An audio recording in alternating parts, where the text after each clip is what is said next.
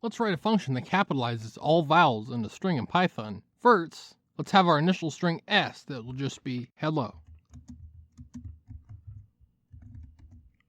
Next, we'll have a string of all vowels. So string vowels equals A-E-I-O-U. Finally, we will be using the string translate and make trans methods in tandem. So s equals s dot translate and pass into translate the result of calling stir dot make trans, with the first argument to make trans being your vowel string and the second argument to make trans being your vowel string being uppercased.